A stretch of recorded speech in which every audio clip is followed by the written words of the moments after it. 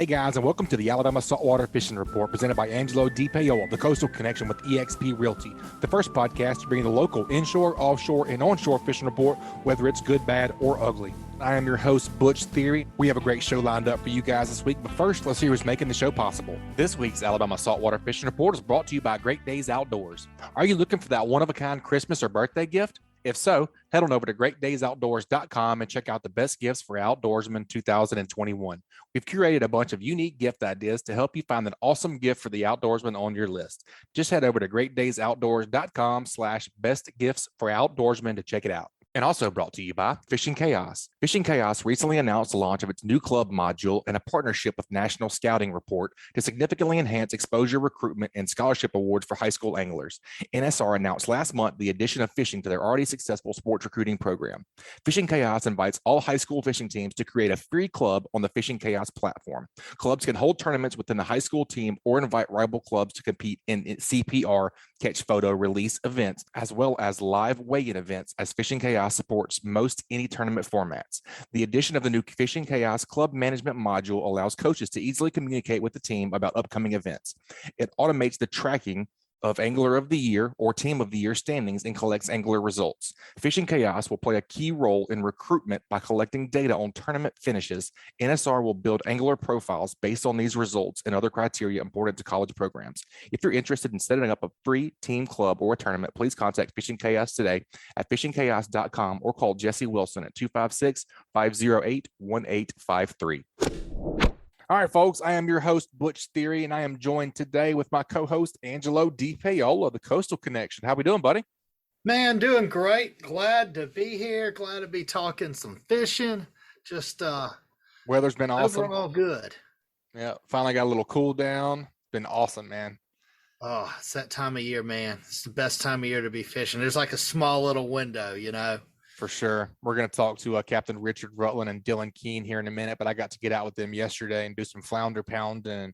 It's the perfect temperature right now. I could deal with a little bit lower temperatures throughout the day, but you know, it was chilly whenever we were running in the morning. Like you kind of needed a hoodie and you could have used some long pants, but I was just soaking it up, man. It was amazing. Oh man, I tell you, I love eating flounder. I love catching them. I'm horrible at catching them. Same. I would love to, like, you know, I could be in a boat. The guy next to me catch 20. I'll catch one by accident. I don't know if I don't move the jig slow enough or fast enough or what it is, but I cannot wait to get these guys on. Yep. So I've been battling with the same thing. It's been an ongoing joke on the podcast. I've been probably past 3 weeks or so. I've been doing some tag. You know, they're doing the tagging project over there, and I suck. I just suck. I'm not good at it. I'm just not. So we'll get the update on that whenever we talk to them. But thanks for joining me, man. How are things over there going with the Coastal Connection? Oh man, it's great.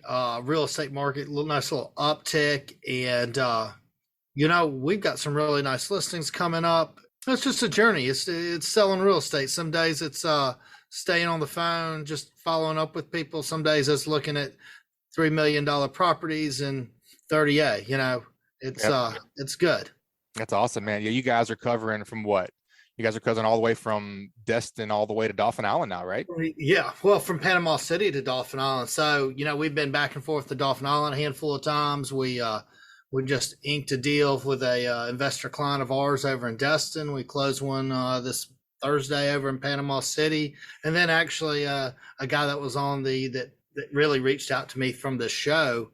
We're actually doing a postcard to our past clients, just like letting them know that we've expanded this footprint. We started in Dauphin Island and went to Gulf Breeze and Fort Morgan and Pensacola, and ultimately ended up in a condo that I can literally see here from my office on the bay. So, but it was just like a neat journey. So. Heck yeah, man. That's awesome. Well, if folks want to check out your Gulf Coast listing, what's the best way to look at them before we get into the report? Hey, hit us up at thecoastalconnection.com. That's our website, and we've got a great search engine tool on there. We don't make you register, and you can search anywhere on the Gulf Coast from Panama City to Dauphin Island. It's pretty sweet.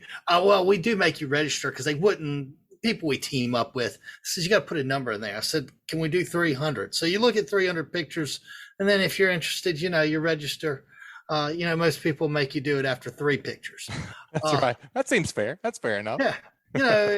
This way we're not trying to like capture your information and die you 1,000 times. I don't have the time for that. That's right. Just trying to help them out, man. It's been cool to see you guys grow. I know y'all do a shape up, jam up job over there.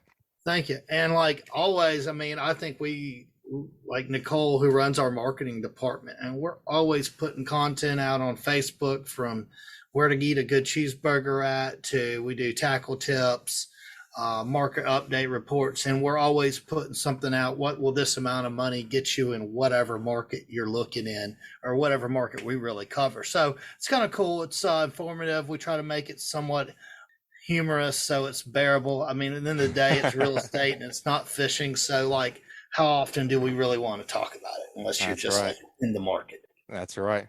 All right. Well, speaking of fishing, Angelo, that's what we're here for, man. Let's go ahead and get into the reports this week. We're going to go see what Joe Baya over at Northwest Florida Fishing Report's doing. We got a special guest this week, slow jigging specialist, Viktor Hluben. What'd you say, Joe? What'd you say, Butch? Oh, man, nothing much. We've been talking about doing this show for quite some time. Slow pitch jigging, man. It's all the buzz right now. Angelo and I are excited to get into it. We've been talking about it a little bit. I feel like we've been doing this for quite some time, but now it's a thing now for some reason. So let's talk about it, man. I'm excited. Yeah, I think it's like one of those deals where, I'm learning about it. And I'm like, it just kind of seems like jigging, doesn't it? Kind of seems familiar. Yeah. Right. Like, I feel like we've been doing this for a long time, but there is some nuance to it. There's some new tackle. There's some new gear. There's probably more to it than what we're making of it. I know Angelo got all geared up and everything. Angelo, what's your experience with slow pitch jigging so far?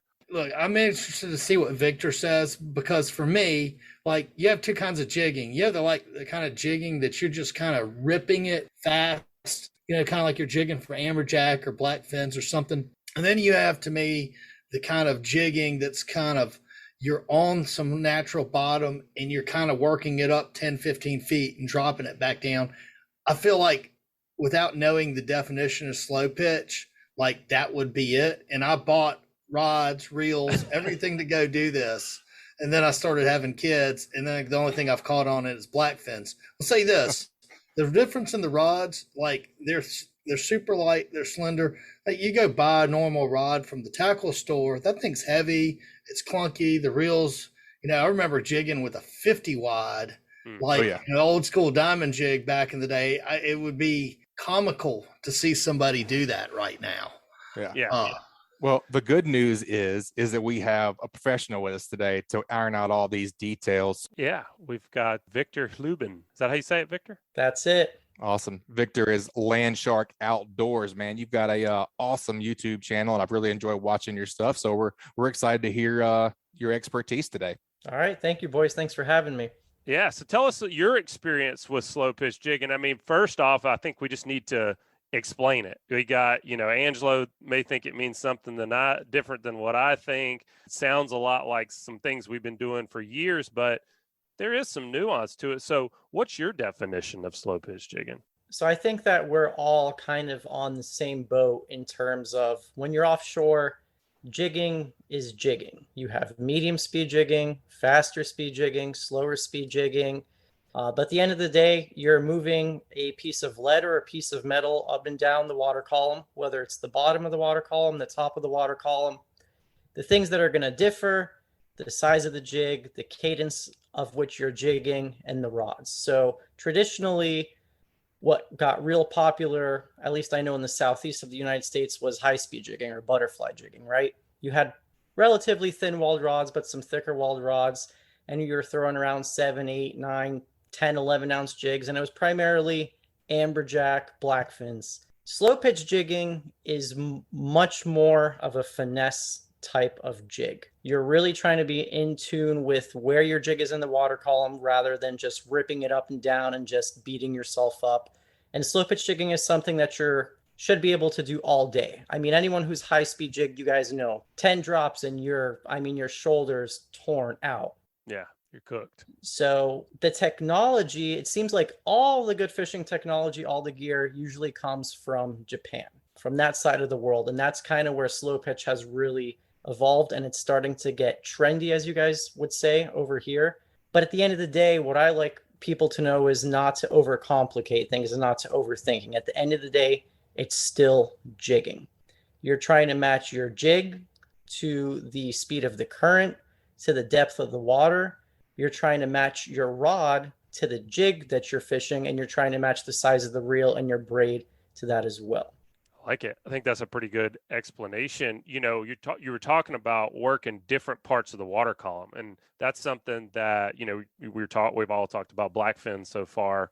You know, you may be in 5,000 feet of water, but you've got your marking blackfins at 250, and that's been one of the really, really cool parts about you know, butterfly jigging and whatnot, is you can catch those fish on the descent or working it back up. You kind of keep it in that water column, you know, in that depth, and can hook those fish. So when we're talking about slow pitch jigging, is this something that's typically done in contact with the bottom, or is it something that can be used in open water like that as well?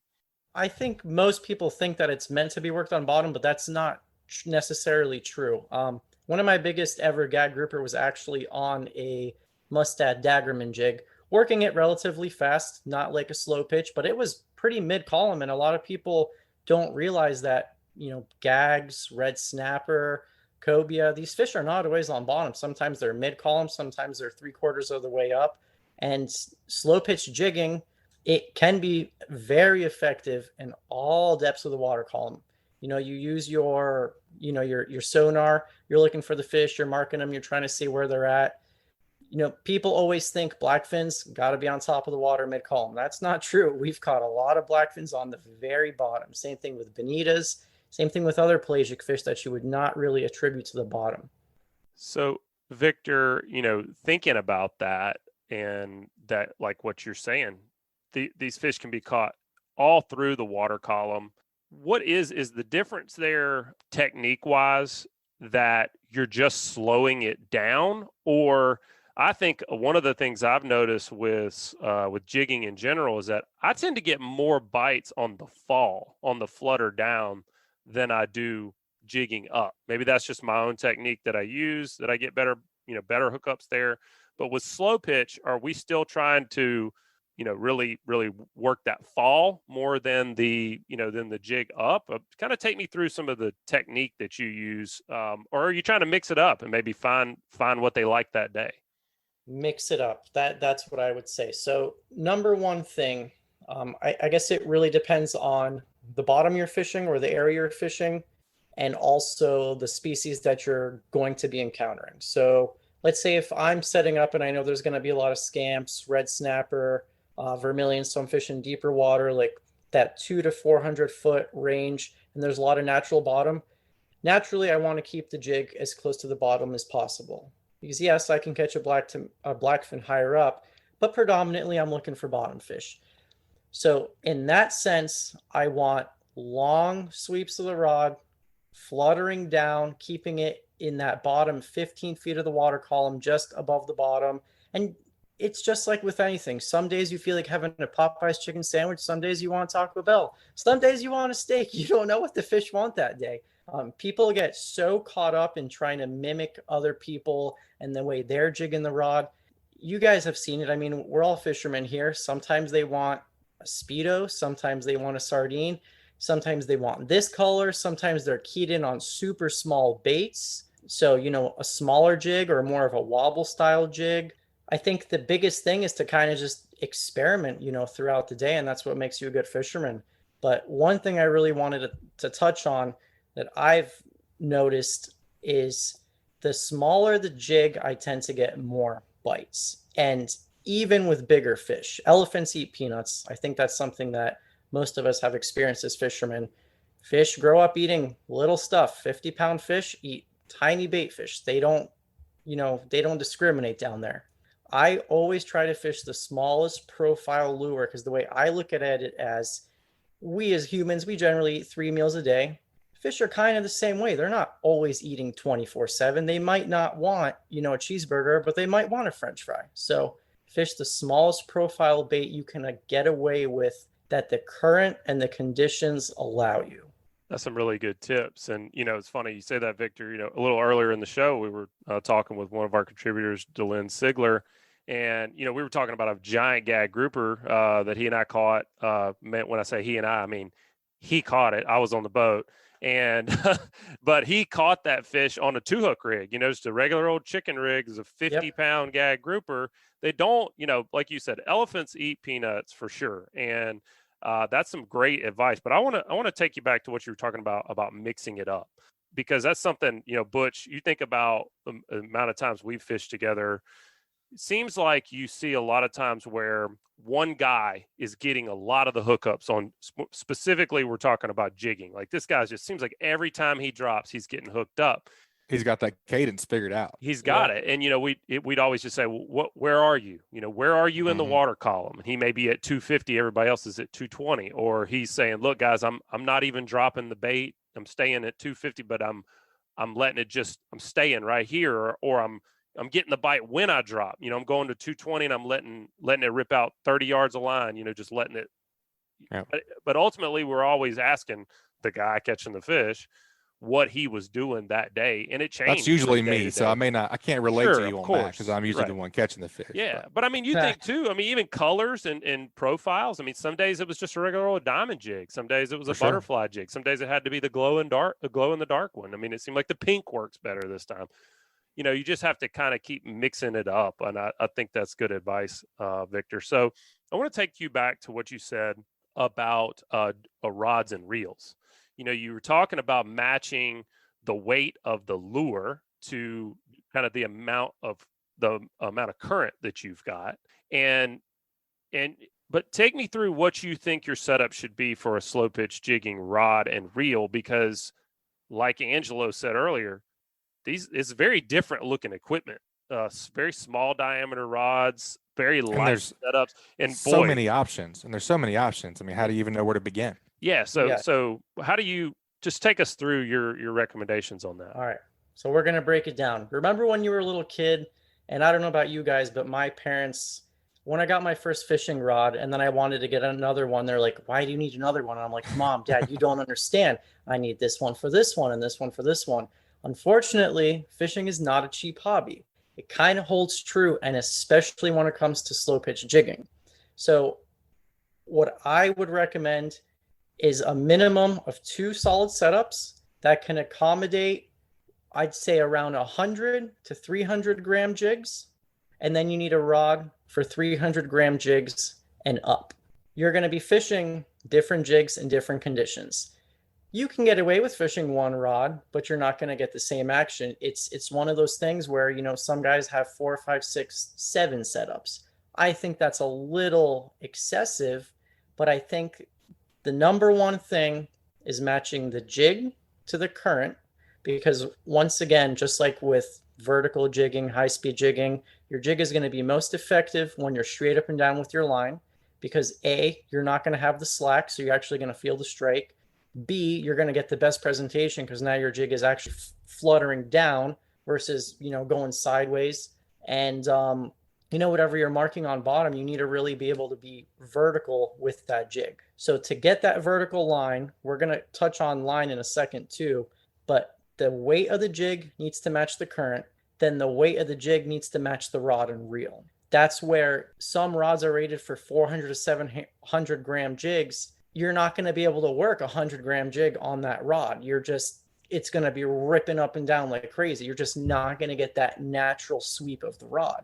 So I really recommend kind of a lighter setup, and then, a medium to medium heavy setup based on the jig itself. Yeah. All right, Victor. So we've kind of gotten technical on this thing, but like for me, I kind of want to know where you're from, where you fished, so I can apply some of that thought process to where I'm at. And just curiosity, like part B of that question is, have you ever tried it for like deep drop fish, like a tile fish or grouper in 600, 700, 800 foot of water? Yeah, Angelo. So I'm from Southeast Florida. I'm from Pompano Beach, which is just above Fort Lauderdale. And so I've slow pitched and just jigged in general all across the state, the West Coast, California, Alaska. One thing that I kind of want to stress, in the talk that we're having is slow pitching shouldn't replace anything you currently do as an offshore fisherman. To me, I kind of view it as a hobby, kind of like an alternative. Because for me, I get a lot of satisfaction catching a fish on artificial. There are going to be plenty of times where live bait or dead bait is not only more effective, but will outfish a jig. But the same can be true for slow pitch jigging. I like to bring both. I like to bring my live bait stuff, my dead bait stuff, as well as my jigging stuff out there with me. Then there's some days where you just want to go out and just strictly jig. You don't want to worry about turning on the live well. You don't want to worry about getting ice and getting dead bait. But I feel like with how trendy it's gotten, people think that, oh, I can't catch a fish anymore unless I'm slow pitch jigging, which is not the case at all. It's fun. It's super rewarding as fishermen to really feel the thump. You're fooling a fish with a piece of lead. And going back to what you said about the deep dropping. So personally, I haven't done too much for like the golden tilefish and the queen snapper and the yellow edge grouper. I know that it can work very well, but that's one of those things where, to be honest, I think dead bait and dead bait primarily on a chicken rig, on an electric reel, you're going to outfish someone 10-1 who's slow pitch jigging. I think the guys who are slow pitch jigging, it's more of a sense of gratitude and satisfaction. Like, damn, I can catch what people used to only be able to do on an electric reel in 900, 1,000 feet of water on a piece of lead on this tiny reel with a tiny rod. And I think it's more of the challenge rather than it being more effective than traditional deep dropping. I get it. That definitely makes sense. I was wondering about the limitations as well, but I think it's kind of like what rings this in my head is I'd rather catch, 5 speckled trout on top water. It kind of sounds like the same thing. It doesn't need it doesn't need to be your whole quiver, but it's definitely fun to have it in there whenever, the opportunity presents itself. Talking about deep dropping, that brought up a question that I had about, your reel setup. Whenever you have your reel set up, what's your ideal retrieve rate? Whenever you're slow pitch jigging, can you have too high of a retrieve? Well, I think that goes back to what we talked about in terms of the one guy on the boat who's getting all the bites on the other one, the other 3 who aren't. I think it just depends on the day. I'll never forget, I had a conversation with a guy in a tackle shop around here, and we were talking about lures in general. And this guy, he ran a big Viking, and he was saying how he's fished all these marlin tournaments around the world, and he hasn't had a dead bait on his boat in like 20 years. And it was actually at Black Bart Lures off of Blue Heron. And he explained it to me like this. He said, if you've ever played with a cat, cats are very curious creatures. The little stupid toys or the little laser beam, and you're shining it around, they're attacking it. That's kind of what like jigging or a topwater is to fish a lot of the time. I don't think they always necessarily think it's my next meal. They're curious. They just want to attack it. It's out of pure aggression. It's something that's fluttering that they've never seen before in a weird color they've never seen before. And I know I got a little off topic there, but I think that No, I got you though. That makes sense. Yeah, it's just something different. They've seen your pinfish 10 trillion times, and now there's a crazy glow jig jigging in their face, and they're like, oh, well, I got to check this out. I got to take a bite out of it, Yeah. Mm-hmm. Yeah. And, but also, like you said, too, the satisfaction of catching a fish on a jig, man, they hit it. You just feel that hit. It's so much harder. So much harder than when you catch them on a live bait, with say a circle hook or something like that. I mean, it is just, they crush it. I mean, you really feel everything they put into it. Super exciting. Like you said, but you'd rather catch 5 trout on top water than you would 15 on live bait. It's just it's a new challenge. And do you think there's a scenario, Viktor, where it does stand out, where this was the best tactic for the day? I mean, I think a lot of times, right now, flounder fishing is picking up, and live bait for flounder typically is going to outfish artificial baits, but sometimes artificial wins because you can cover more ground with it.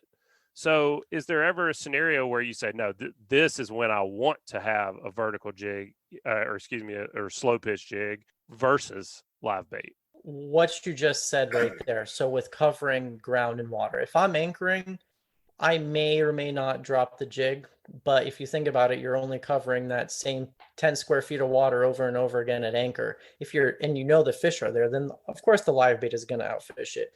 But if you're drifting long distances, you're going to be able to have a bait, which is your jig, in the water the entire time versus reeling up, rebaiting, redropping. And then if you're fishing bottom with, let's say, a live pinfish or something, how many times are you going to get snagged and have to re-rig? You very rarely, once you learn how to really read the bottom, get snagged when you're slow pitch jigging. So I think that you're able to fish longer, which in turn will lead to more bites. And it's also really good for prospecting. If you are fishing a new area and you don't really know what's down there, I say just, do a nice mile-long drift or half a mile or whatever, however big that structure is, and just keep jigging and kind of just figure out what's down there. You never know. And another thing is there are instances where, there might be a spot and it's loaded with red snapper, loaded with gags, and you just keep dropping baits down and you're getting tore up by, little pesky fish, pinfish, grunts. So if you are trying to avoid stuff like that, sometimes the jig can outperform. It's all scenario based. I like the idea of using it for prospecting. That definitely makes sense. If you're drifting like we do, Joe, you may move, 25 yards. But if you can drift that natural bottom, and like you said, prospecting, same thing as using a popping cork under with artificial shrimp. You're just covering water, trying to find out if something's there or not. Right. Yeah. Especially some of these, Northern Gulf, you got a lot of areas of limestone, Yep. type bottoms, kind of Swiss cheese is what I always call it, bottom. And, you get on a mark and that, hey, this has typically been a good mark, but there's little rocks and things scattered out amongst there. Be a good way to cover ground there as well. Going back to the real question, Butch was asking about line retrieve, and, you made a good point. It just kind of depends on the day. Is this something that somebody needs to go out if they say, I like the way this sounds, I'd like to add this to my quiver? Do they need to go out and get that specific slow pitch jigging setup like you're talking about, those two setups? Or is there something that they've probably already got on their boat where they could just grab a jig and give it a shot to start out? Like, is there a spinning rod that they've got that would probably work okay? Yes. So I would say it's more of a matter of comfort than necessity. You can use a 130 Tiagra if you want, but you're going to beat yourself up in about 10 minutes. And yes, you're not going to get as much action, but fishermen, you walk into a tackle shop and you see all these different colors that resemble nothing in nature whatsoever. And people, the lure market as a whole is meant to attract the fisherman, not the fish. And it's kind of the same thing with gear. You can get there's a guy who's going to spend $500 on gear, and then there's going to be a guy who spends $2,000 on gear. Yep. When you're dealing with that, the $500 guy, the $2,000 guy might be equal. The $100 guy and the $500 guy, the $500 guy is going to have a better experience, probably going to have better action. But it does get to a point where people start to spend silly money, but that's just kind of like a hobby thing. You can get $1,000 pair of golf clubs or 10,000. But I'm pretty sure that Tiger Woods is going to beat the guy with $10,000 golf clubs on $500 golf clubs, right? Right. So Yeah. It's like it kind of comes down to, experience at the end of the day too.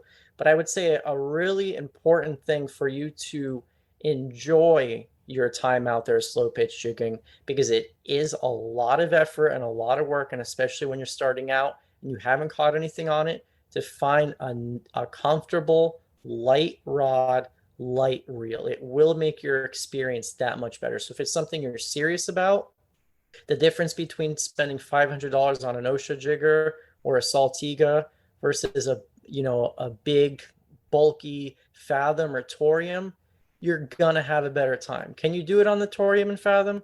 Yes, but it all depends on what you want your experience to be. The guy in the Torium could outfish the guy with the OSHA jigger, but it depends on what you want your personal experience to be. So Victor, I've got some jigging setups, and I've got like Shimano's little slow pitch rod, real thin rods, super lightweight, and one of them I have a 16 Talica, which honestly feels a little bit big. It's a little wide. It's kind of not balanced as well.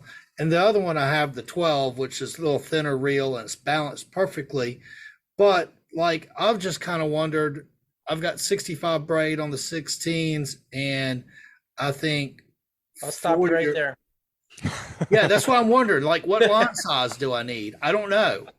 I'll tell you this right now. So you guys are Gulf boys, you're Alabama boys. I'm sure you guys have a lot of structure where you're fishing. Yep. Slow pitch jigging, you can get owned on some of the light stuff that we're fishing. But if you're fishing that Swiss cheese bottom and you're doing those long drifts where it's more natural bottom and there's not as much stuff to break you off on, what the guys on the East Coast and what I'm running on our setups, you won't believe, is 20-pound braid. What? Wow. Yes, 20-pound braid, and you will not believe nothing here on 20-pound. Well, that's where you have to ask the question. Slow pitch jigging might not be effective in your region or where whatever spots you may have. I test all of you guys after this is done, or anyone watching this podcast. When people say they're fishing 20 pounds of drag or 30 pounds of drag, I don't think most fishermen have ever felt in their lifetime what 30 pounds of drag feels like. Most reels, like a Torium 16, Torium 20, smaller fathoms, your smaller live bait setups, they're maxing out at 20 pounds of drag, and that is heavy. Most people are fishing 8 pounds of drag offshore and don't even realize it. I challenge you to test it out.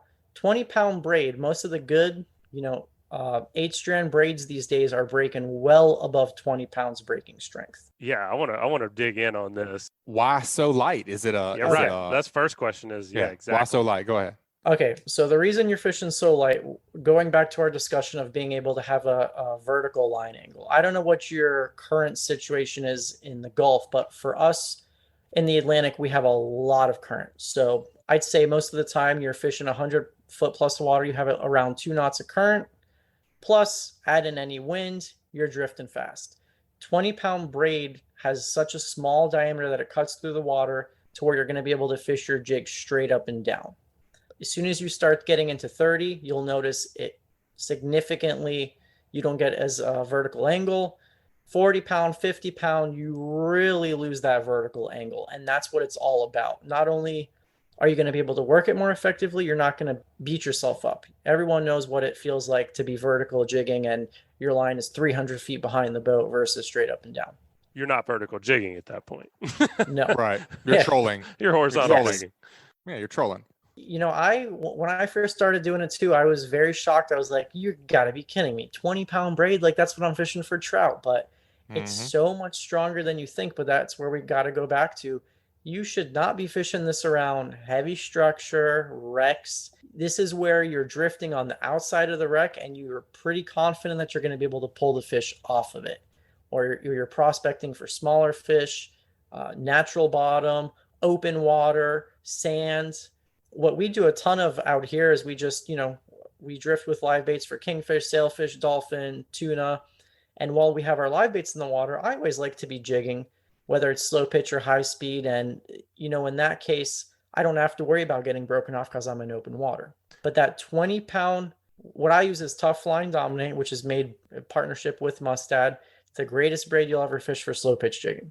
So, Viktor, whenever I think about breaking strength, I'm always going with the old adage of, 1/3 or whatever your line class is. So if I'm fishing 50-pound test, I'm usually setting my drags at around 15 pounds, 15, 16 pounds. Butch, you think back to we're running 50 wides with 50-pound monofilament. We were running our drags usually at 15 pounds of drag. And that's where we kind of wanted to be there. So not having talked to you today before that, if I had 20-pound test, then I'm not going to want more than 5 pounds of drag. When I'm thinking about that, fishing down here, catching anywhere up to 50-pound groupers, 25-pound snappers, amberjacks, who knows how big they're going to be, potential to hook one of these fish. I'm thinking that, man, I'm going to get destroyed with 6 or 7 pounds of drag. I mean, there's no way I'm going to stop these fish. But if I heard you correctly, I don't want to be sure I did. You're saying that this 20-pound braid, you're running a lot heavier drag on that 20-pound. What are you set your drag to? Are you testing your drags before you get out there? Yeah, so I fish an OSHA jigger and a Daiwa Saltiga, and it's right around 8 to 10 pounds. That's straight off the spool, so that's without any rod bend. So I'm assuming that the rod bend is going to give you a little bit more. But we're going to go back to this conversation where, for your guys' region, if you're frequently dealing with 50-pound grouper and there's a lot of structure. I wouldn't say frequently, but they're out there. You can jig slower on heavier setups. It depends on the current, and you're not going to get as much jigging time. But Right.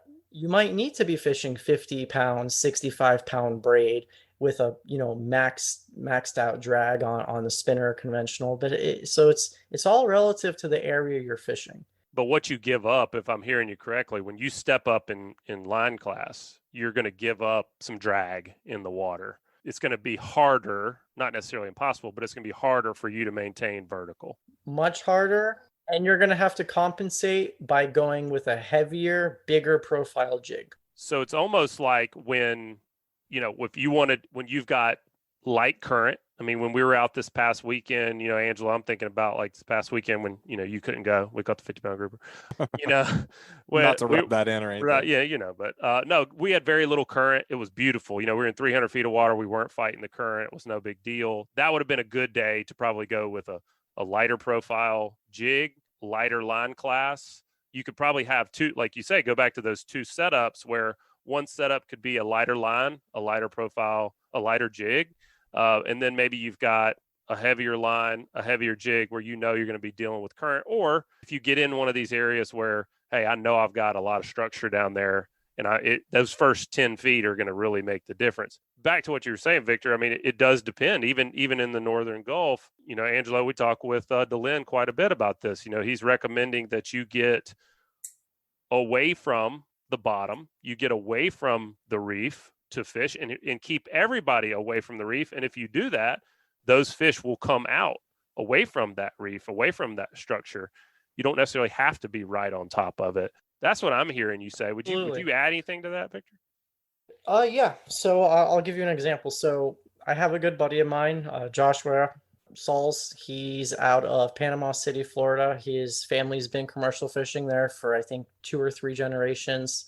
He grew up old school, 100-pound braid, 100-pound leader, no matter what they were doing, vermilion fishing, grouper fishing. Their theory is I'd rather get less bites, but I'm going to land that 50-pounder. And so I've done a couple of videos with him. And, I was on his boat where we caught a 38-pound gag grouper on a jig. And, I've been on his boat where we have 4 rods in the water. 3 people are fishing pinfish. I'm fishing a jig and I'm catching 3 vermilion snapper at the same rate that they're catching their fish. And it's on a jig with 30-pound, 40-pound fluorocarbon leader. We're a little bit off of the wreck. Sometimes we would drift off of the wreck. I certainly wouldn't drop that 20-pound braid right on top of it because you're going to get owned.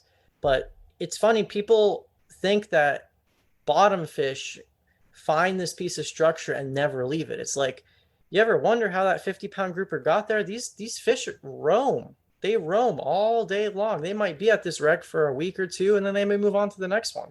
How do you think they ended up 120 miles offshore? They got tails. They swim. There's no fences in the ocean. That's right. So I think that, doing that open water drift can be very productive, and I think it's something you guys should definitely give a try. I like what you said about choosing your braid.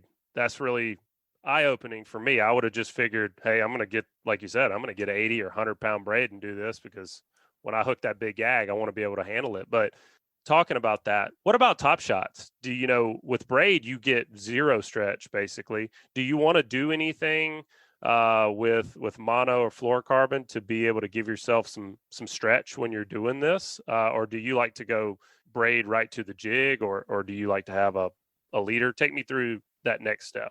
I fish about 4 to 8 feet of fluorocarbon, FG knot, straight to braid. And believe it or not, what people might not realize, especially when you're jigging at 200 feet of water, I dare you to hook the bottom and stretch that braid out. I promise you're going to get a good 6 to 8 feet of stretch. Braid does stretch. It does not stretch nearly as much as mono, but it does stretch. Gotcha. So what I'm hearing you say is I need my wife to listen to this. I need at least 10 setups. Yeah, if we're talking about for sure more than 2 light setups. line, Absolutely. with the weight of the jigs and the weight of the, I mean, you just can't be changing out all the time. You just need a new setup for each one, I feel like. For sure. Well, what he meant was 2 setups with 20-pound tests. Then you need 2 setups with like for 40, heavier. Right.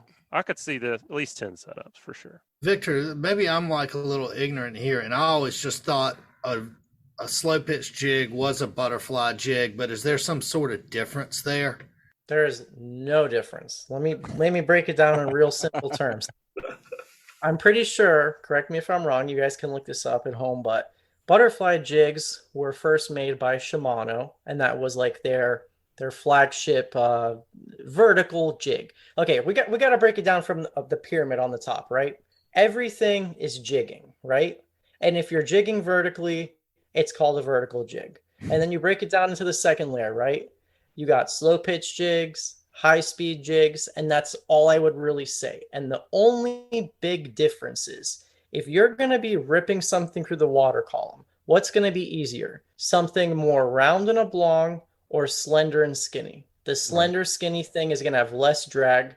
Bam, you got your high speed jig. Slow pitch jig, long and slender, is going to fall much faster than something with ridges in it, something that's wider, something that's short and fat, because it's not going to roll as much, right?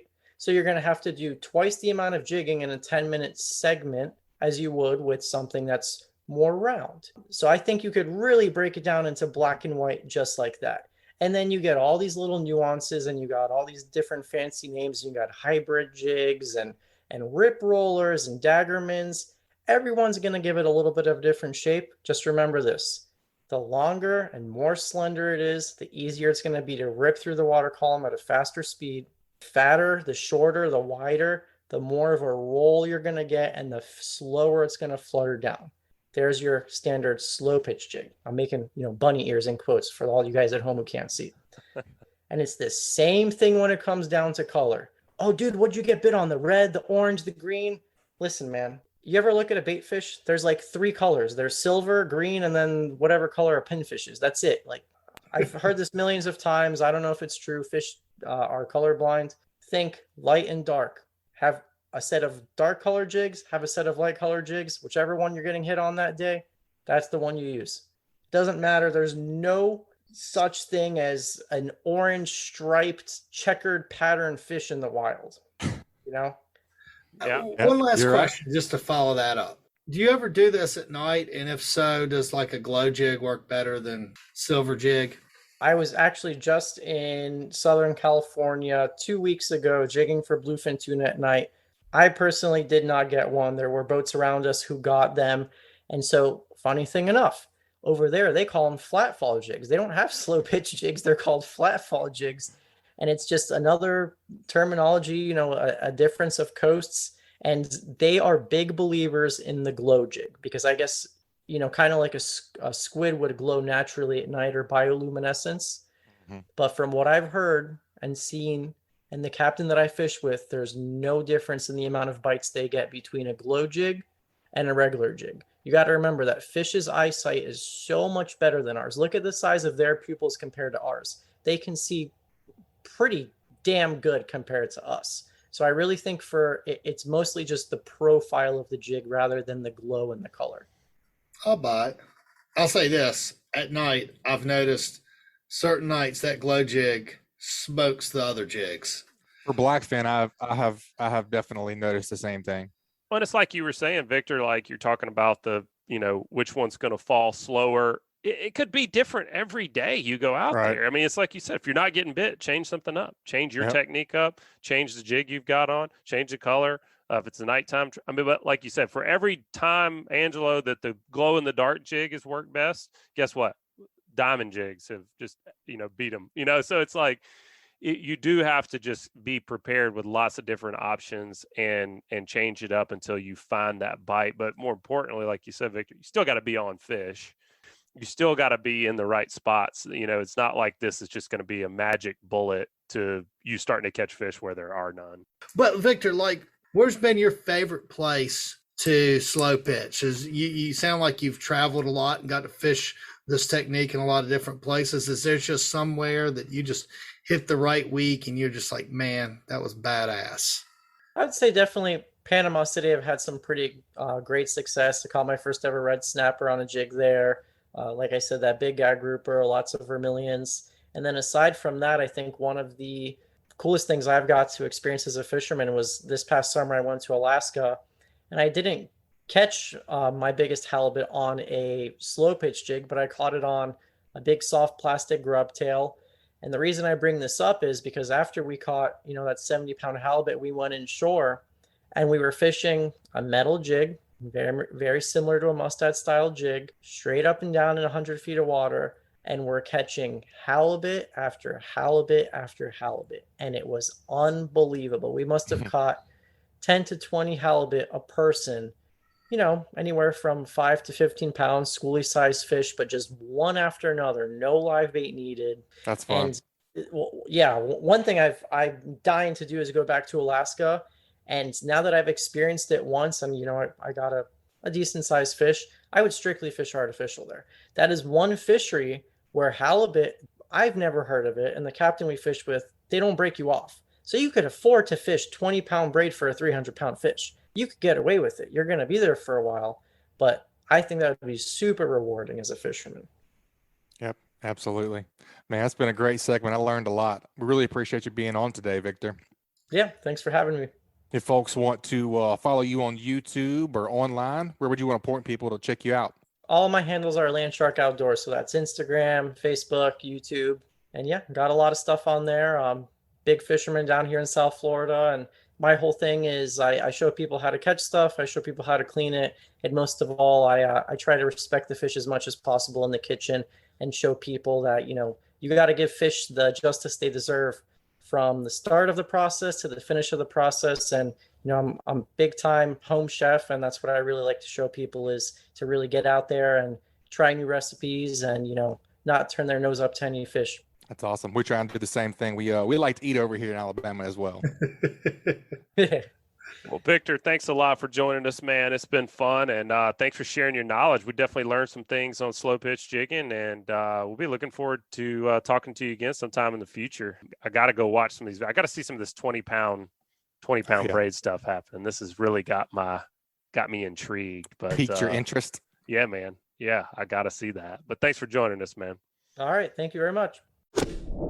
Man, what'd you learn from that, Butch? I enjoyed talking to Viktor. He's obviously got a lot of experience with the very, detailed parts of slow pitch jigging. Like we said, it's kind of a new name for something we've been doing for a long time. It's like everything we seems like we get back to on here is keeping that bait or that lure in the strike zone, figuring out how that needs to be presented in the strike zone. And this is just another way to do it. But he did have my attention when he said it doesn't beat you up so bad. That's always been one of the things with high speed is like, golly, you do that 2 or 3, 4 times without catching anything, you start to be thinking about that live bait a little bit more. What'd you take away from today? A ton, for sure. I mean, we've been jigging our whole lives, but how many times have you heard somebody break it down like that or fished with anybody that had that sort of knowledge to dig into that niche as much as he did? No, and have the patience to as well. That's a lot of figuring it out. He learned a lot from a lot of experience. Well, and it'd be tough. It'd be tough to be on a boat with 3, 4, 5 other guys. They're all running live baits, and you're over there with the slow pitch jig and trying to figure it out while they're bailing the scamps in the group. Like give me that live bait. What do you think? You know what? I'd say this. I think that 20, possibly 30-pound test in our part of the world, but like on the scamps, I mean, most of our scamps are going to be 5 to 12 pounds. I mean, if you get anything over that, that's just a monster. Yeah, and like, unless you're fishing for them on an oil rig, like just on natural bottom, I mean, on the right day, you can just blister them on a jig. And I'd be curious, on that 20-pound, like even just jigging blackfins for bait, like, do you really need more than the 20-pound test?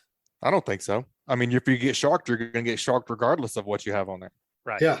Yeah. And like you say, I mean, it just really depends on, are you fishing right on the structure or are you not? And if you're not right on the structure, why wouldn't you? The whole point, like you said, is to try to stay vertical.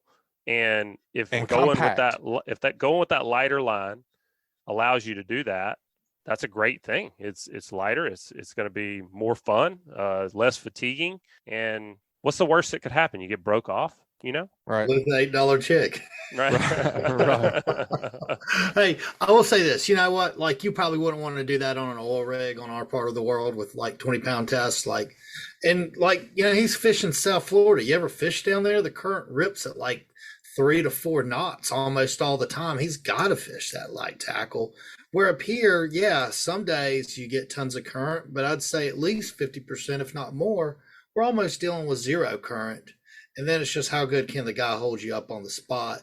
Or like if you really have no current, you're just covering natural bottom. I mean, why not fish? I don't know. I have a hard time saying 20-pound test bottom fishing. That's tough. Angelo can't even say it. He can't even get out of It's like I think like for me, it's a minimum of 40 because you just don't know. You're going to hook a 20-pound snapper. You're going to hook a amberjack. a 50-pound amberjack 30 foot off the bottom, and you don't know what you have, and so your inclination is going to be to thumb the reel, and you're just going to pop them off. Yeah. Well, just don't do that. Right. Trial and error. I mean, that's all you can do is try the different setups and see what works for you, see what works in your area. But I don't think it matters how big the fish is that you hook. I think it's all about the structure. Because I mean, you catch a 800-pound marlin on 80-pound test, 50-pound test all the time. So I don't think it's the size of the fish. I think it all boils down to structure, what you're fishing around.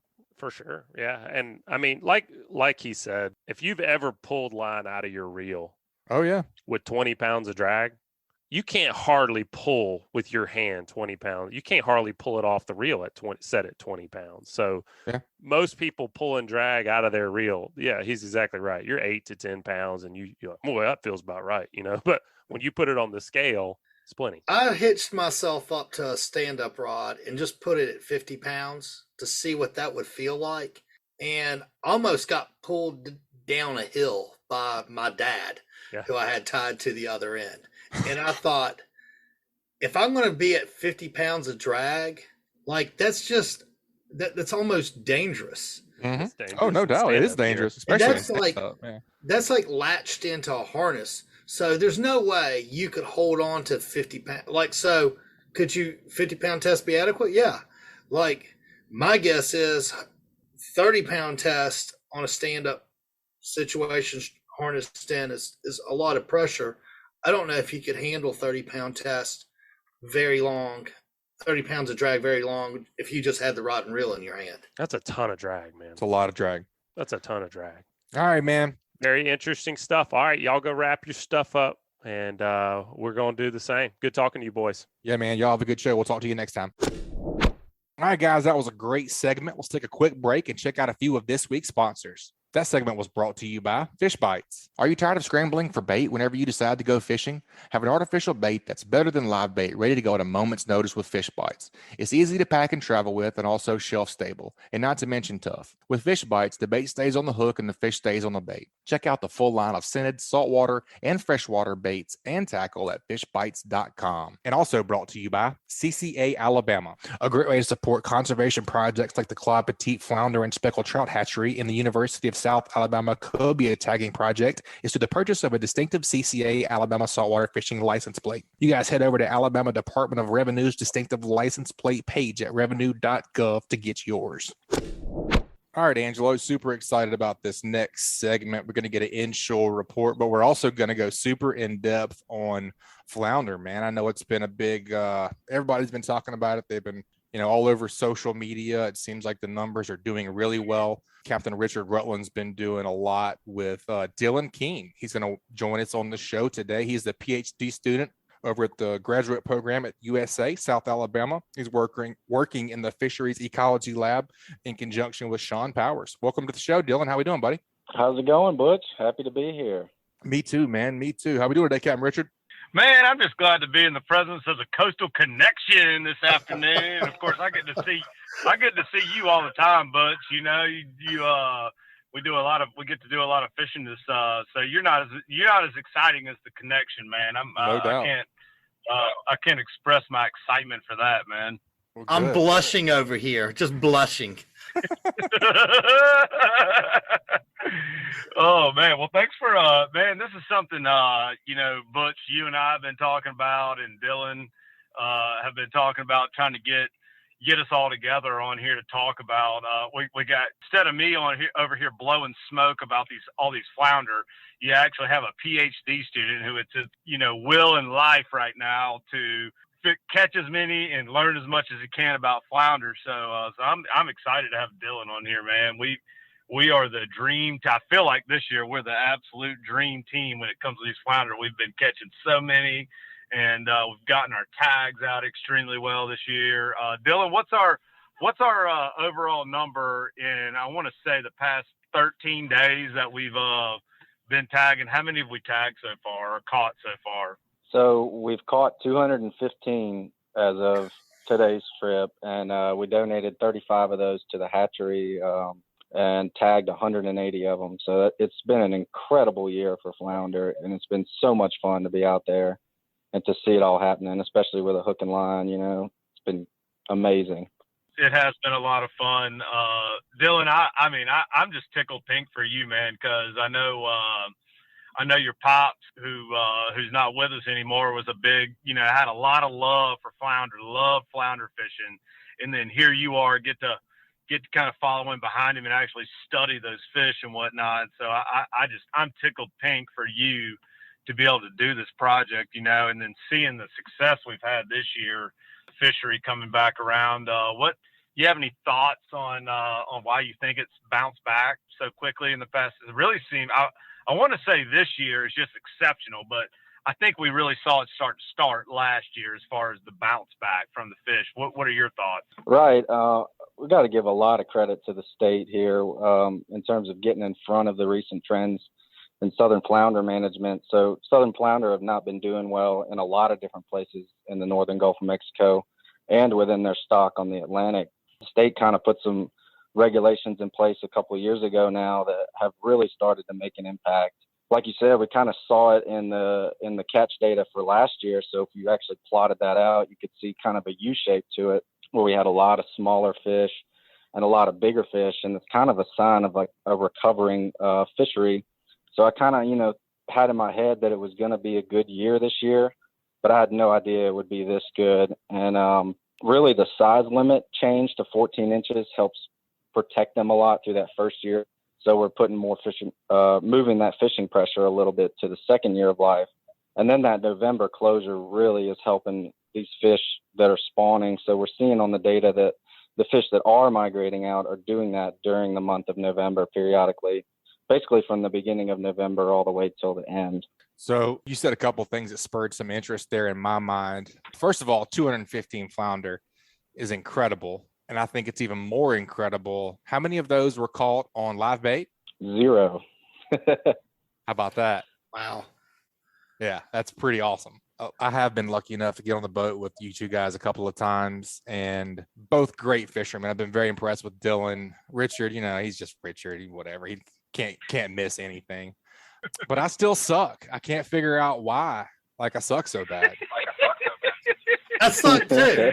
Like, tell us just, how are you holding your mouth, working the lure? I don't understand how somebody can be in the same boat, fishing right next to somebody, and not catch them. Like, what's the difference? Like, what's Butch doing? Is he flexing, trying to show his muscles too much? And is that hampering the movement of his jig? I don't know.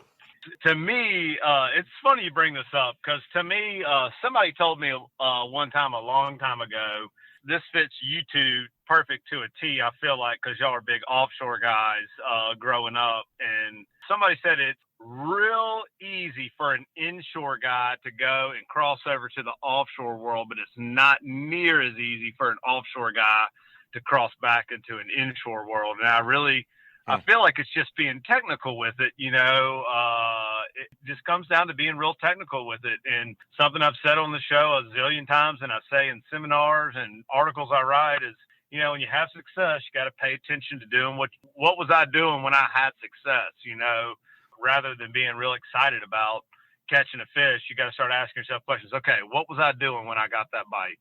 What was I doing different? How was I working it? And the other thing too is, Butch, like with you having a little bit of trouble here and there, you can't just keep doing the same thing over and over again. You got to, if you're not having success, you got to just completely change it up. You know what I mean? If I'm working it along too slow and not getting bites, or maybe am I working it too fast? You got to vary it and do it all different ways to kind of figure out what they want. That's kind of something I kind of talk about when it comes to figuring out how to catch trout on topwater. You know, you've got to work it, and heck, I work it several different ways in one cast. Or I'll do one cast where I'm burning it up. I'll do another cast where I'm working a lot of pauses in there. Another cast where I'm just steadily slow and steady twitching it. You know, you got to figure out what they want. That just comes with time and experience. You got to go a lot, and you got to. I had no idea that I was as good of a flounder fisherman as I am, because I never really targeted them growing up, you know. But I feel like I turned into a really good flounder fisherman, especially with having to do this project with Sea Lab, so with Dylan. So it's been a lot of fun. Yesterday, whenever I was out there sucking it up with you guys, Dylan said something that kind of resonated with me. I said, Dylan, why do I suck so bad? And he said, well, because you don't do this for 400 or 500 hours a year. And I was like, well, got me there. You got me there. My next question for you, Dylan, is we're talking about tagging these fish. Kind of walk us through what you're tagging them with. I noticed yesterday there was a couple of different things that we were doing. Just kind of walk us through what we're tagging them with and what will be the hopeful outcome of that. So we started back in 2019 where we had 100 acoustic tags that would last about 200 days. And these acoustic tags put off a certain frequency ping with a unique ID number every about 120 seconds, so about every 2 minutes. And we started by trying to assess the migration rate for the population within Mobile Bay. So we started putting out tags in legal flounder up in the northern parts of the bay mainly, and got those fish coming out. But we noticed a few things on the data that we were really, really interested in. So this year we've gone up to a full 360-day tag. And so all the legal flounder that we've been catching will get an acoustic tag. And if it passes by any of the receiver stations that we've set up throughout the bay, that receiver will actually log that information with date and time and everything. And the array that we've designed for this project is actually really, really cool. It basically goes up in all the tidal rivers along the bay, and then gates the Dauphin Island Bridge. And then next week I'll deploy a gate that gates the mouth of Mobile Bay. And then we've extended some into the Mississippi Sound and gated the intercoastal. So basically the flounder that are within and around Mobile Bay can't come or leave without being detected by a receiver. Man, that's cool. Super cool. Any flounder that is not large enough to acoustically tag, we're still putting a mark recapture tag in, which has been some of the coolest recapture data that we've seen. Is these really, really smaller flounder that we tagged last year. We had 10 recaptures, a lot from fish that were 12 or 13 inches that were recapped periodically throughout this year, and some of them grew up to 20 inches, which is just incredible to think about. So in a year, 20 inches? Yeah. Wow. Yep.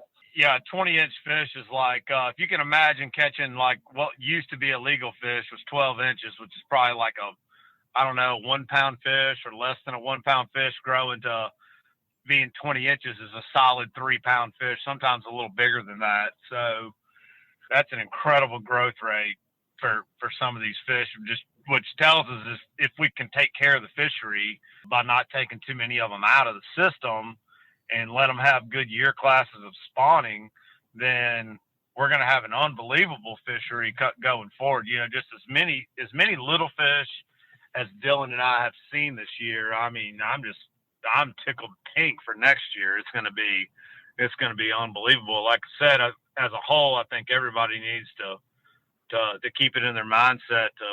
We need to take care of the fishery. You know what I mean? It's definitely perfectly fine, and I do it, and Dylan does it. We all do it. We all take a few home, but just because you catch your limit or you catch 23 or 24 inch giant female, because all these bigger fish are definitely females, let a few go. It's okay, but just know that you're putting some fish back that are hopefully going to spawn and keep it going well. Talking about recaptures, Dylan, that seems to be a pretty awesome growth rate. Have there been any other cool? I mean, I know it's kind of short for a data compilation. That's not that many years as far as compiling a ton of data and figuring out, this and that. But anything else cool from the recaptures, or any cool recaptures in particular you want to go into? I could talk about them a little bit. So most of them are actually recaptured in a very similar area or nearby And I think the smallest gap we have is 135 days. So they're actually, one of the really cool things we saw in the acoustic data is that fish that leave individual river systems, whether it be Dog or Fowl, East Fowl or West Fowl, the Industrial Canal, they're leaving throughout November and then coming back 6 months later, but they're coming back to the same rivers. And it's neat to see that that's exactly where these fish are being recaptured. And I do want to encourage people that if you do catch a legal flounder right now with a green tag in it, to consider releasing it. I understand there's probably situations where you can, if it's gut hooked or whatever, but definitely call the number on the tag, because I can redeploy the acoustic tag. And the one thing that I do is I'll actually include the angler if they do decide to release the fish on any future recaps for that fish. So they'll get to be included in the data and kind of see that. And that's always my favorite thing, is sending people the recapture reports. Mm-hmm. Yeah, that's really cool. The green tag denotes the acoustic in it? No, all the fish get acoustic tags, but this time of year, the ones that are all legal will be carrying acoustic tags. All right, cool. So if somebody catches a fish with a green tag and desires to let it go, what would be the best practice? Write down the tag number, the phone number, give you a call with the tag number? Yep, and get a measurement on it if you can, obviously, measurement and location, and then, give me a call and we'll have a chat, and I'll send you a reward of a hat or t-shirt. Nice. Cool. What are the fish doing this time of year? I know it's the migration, and I'm not going to ask you where exactly y'all are fishing. I'm not that dense. Not that I could catch them if you gave me the exact location. They're safe with me.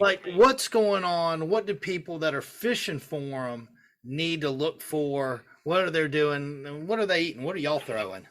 So just from my mindset, we're catching fish mostly around where you've got some type of current, right? Because they're ambush predators. So they're going to lay in current or somewhere where there's some current, and you just have to imagine bait and stuff being able to be swept past them, with the current, and they're sitting there waiting on an easy opportunity of something to come by. Now, things that we like to have around that current are like dock pilings. Some places in the marsh, we've caught some really cool fish in the marsh this year, where you have current flowing out of a little drain or hitting a point real hard, and there's a bunch of current sweeping past some marsh grass or something like that, and they're like almost up in the grass sometimes, which is really cool when that's happening, because you got to be super accurate with your casts. I would say, and Dylan, you might correct me if I'm wrong, but probably 80-85% of what we're fishing is mostly rocks, and rocks with some type of hard bottom and whatnot. Flounder love rocks. And that's something else we can get into about is how to fish the rocks, because God knows we lose a lot of tackle doing that. You break off a lot, and you have to retie a bunch and make sure you have plenty of everything before you go doing it artificial like what we've been doing. But it's been every different type of structure you can think of.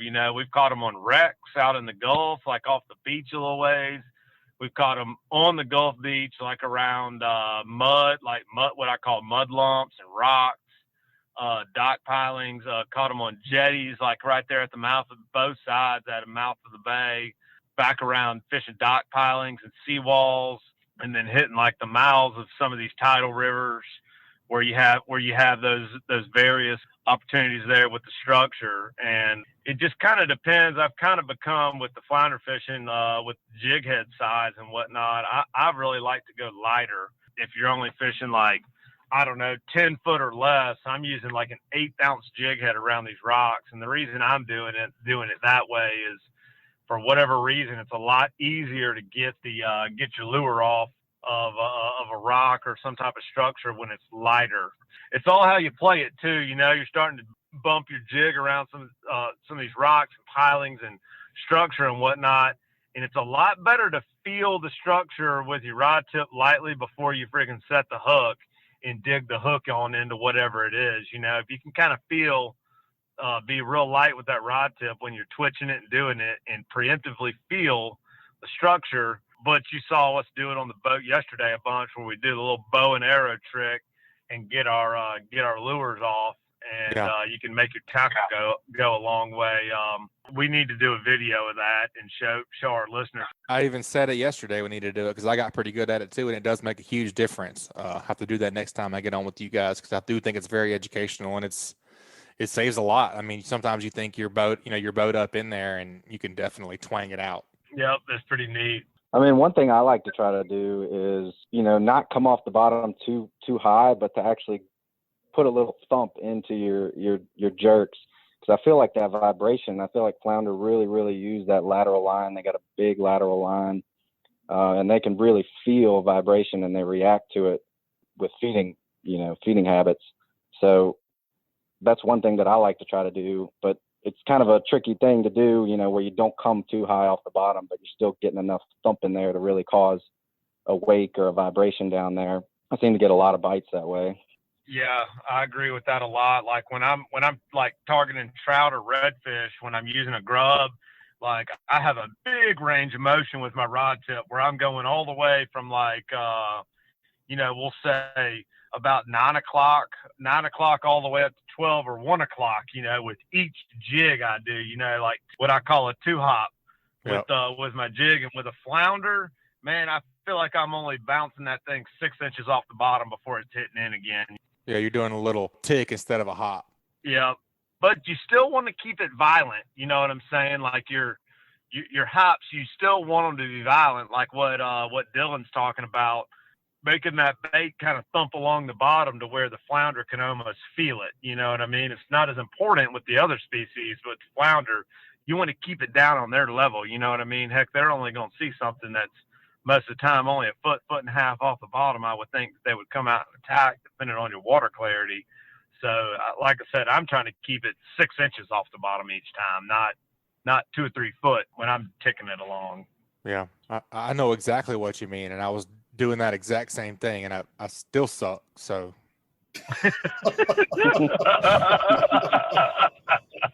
I guess I'll just keep at it. Man, we're gonna learn you up soon, man. You can get more than you want next time you come with us, man. It takes 10,000 times of doing something to become an expert at it. So you're just a neophyte. I barely even picked up a rod and try to catch it. Yep, I'm just getting started. Well, Dylan, we appreciate you sharing that knowledge, man. Any last bits of wisdom you want to leave with our listeners from the science side or the fishing side, for that matter? I know you're a heck of a stick. Yeah, I do love doing my flounder fishing, and I love doing it in October. It's been a blast this year. We still got some dates left. Hopefully we'll get over 200 tags, but, I just want to encourage people to get out there and fish for them and give it a try. It's so fun and it's so addicting, and it's frustrating at times too, but it's just a lot of fun. And if you do get out there and maybe you catch one of these tagged flounder, you can learn something about it. And I'm always happy to share knowledge and share information with the anglers and stuff. So I also manage the Tag Alabama program for the trout and redfish tags and stuff, trying to get information out to anglers that way. But yeah, that's about all I've got. Awesome, man. I'm going to add one little thing in there, right there at the end of what Dylan was just saying was, he said the word frustration. With these flounder, they love to be absolutely tight on structure. So if you're fishing some rocks, you want to throw your lure right up to the edge of those rocks. And I'm going to tell you, a lot of times when we're fishing some jetty rocks, I like to, I throw my lure up on the rock and I bounce it off the rock a couple of times before I feel like it's hitting sand that's next to it. And that's usually right where they are, is right on that edge. And that's why we stay hung up so much. So any of these structures anybody's fishing, you want to be right in there and get tight on that stuff, because that's where the fish are going to be 99 times out of 100. And you cannot get frustrated at breaking off and having to put a new leader on your braid or tie a new jig head on. It's just part of the game. If you want to catch the fish, want to be better at it, that's just something you have to work through. So frustration right there, for what Dylan was saying, is a huge part of it. And if you hit on a flounder somewhere, he's never sitting there by himself. Start thinking about things like, why is that flounder right there? How many other places are there right around this little area where this same eddy current is coming by here, or or why is that fish there? Start asking you that questions and find other places, and you'd be real surprised how many fish you can find all in one small when you start thinking that way. Yeah, just kind of replicating what you're finding on that bite. You can probably duplicate it somewhere else. Is that what you're saying? Most definitely is what I'm saying. Yep. Yep. I like it, man. One thing I'll add to that real quick is that if you are fishing with multiple people on the boat and someone gets a bite, gets a flounder, make sure those other lines are in the water, because these bites seem to come in waves with the flounder stuff. You know, you'll get a flurry of action, and then it'll kind of go quiet for 10 or 15 minutes, and then maybe another flurry of action. And so, I mean, we haven't figured out exactly why that is yet, if these fish are moving around a little bit more than we think they might be, or if they kind of just go dormant and get back into camouflage mode before they get ready to ambush again. But it's definitely something we've noticed. Yeah, get your lure right in there where he just caught that fish. One last question. Who's better at flounder fishing, Bama Beach Bum or Butch? Oh, God, here we go. Oh, man. Well, I'm not answering. I plead the fifth. If he caught any, he's better than me. That's a fact.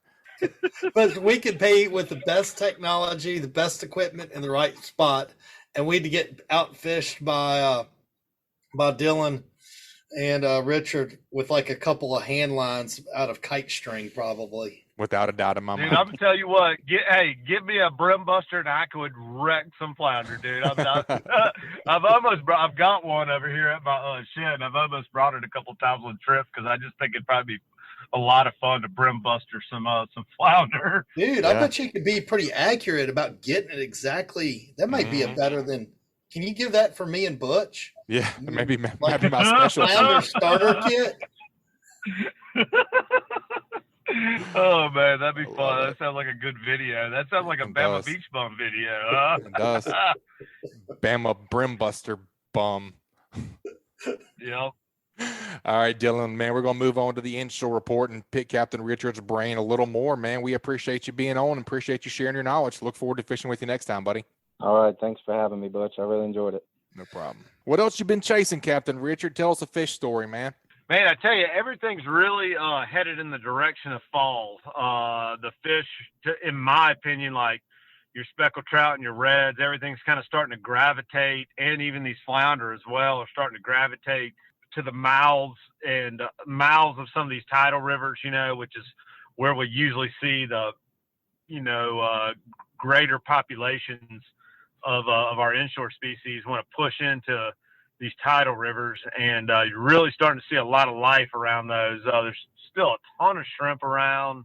You get some of these hard falling tides, and you're seeing a bunch of shrimp pour out with some bird schools mixed in down on the south end of the bay. Like I said, everything's just kind of staging up.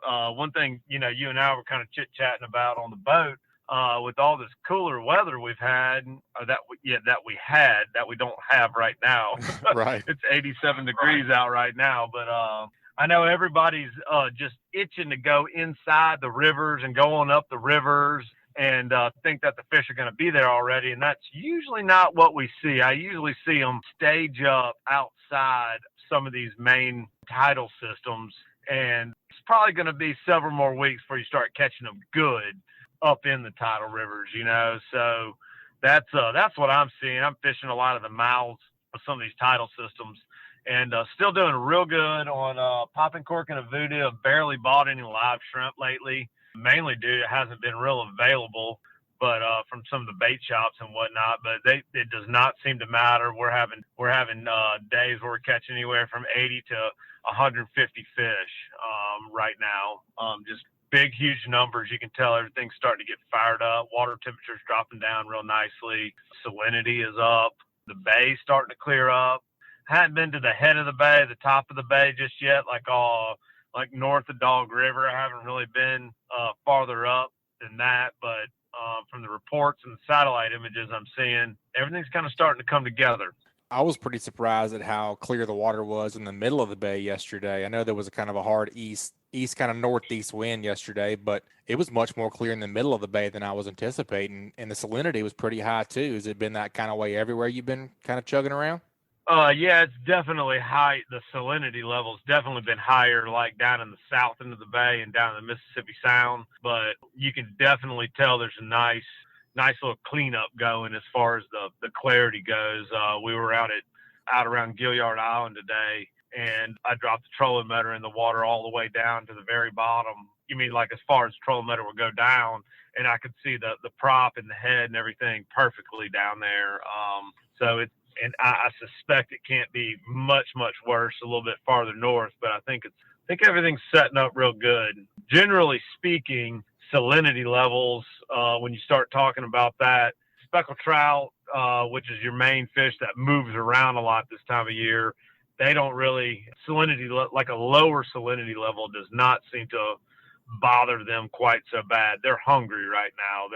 They're about to get staged up around these tidal systems when these shrimp start flushing out of the tidal rivers. They're going to be staged up and ready to start eating those. They know it's time to gorge on the shrimp, and that winter time's coming.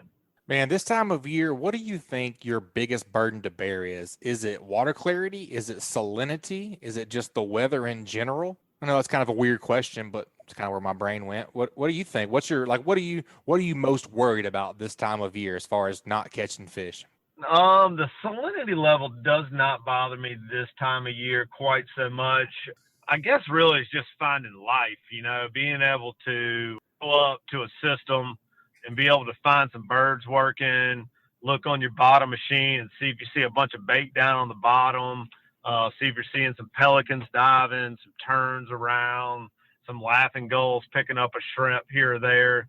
That's kind of what I'm looking for are those types of signs, not really so much clarity, salinity, things like that. And then the other thing too is just, when it comes to clarity and salinity, just keep up with the river, what's going on. If we have like a real heavy rain over here, like around in West Mobile Theodore area, Dog River's probably going to get like a little flush, you know what I mean? And then hopefully a couple days, the tide, like a good tidal movement, will clean that up and it'll come back to life again, So, I pay attention to little things like how much water's in the ditches after it rains, or if you get on Google Earth and you start looking at we'll just take Dog River for example. Look at everything on Google Earth that drains into Dog River. You know what I mean? There's a bunch of little creeks, and you've got like Montlamar Creek, Halls Mill Creek, Rabbit Creek, Alligator Bayou, Perch Creek, all those areas. You start kind of just when you're driving around, just look in the ditches or something like that, or check rainfall. I mean, I don't know how to check rainfall totals as far as like that condensed of an area, but pay attention to that because you'll see little flushes. And like I said, it doesn't take very long, but 4 to 6 days, it'll usually kind of clean up afterwards. But just looking for signs of life, like what I was talking about with the bird activity and watching for shrimp jumping and things like that can really go a long way. Just as far as like I said, finding life is what I'm doing.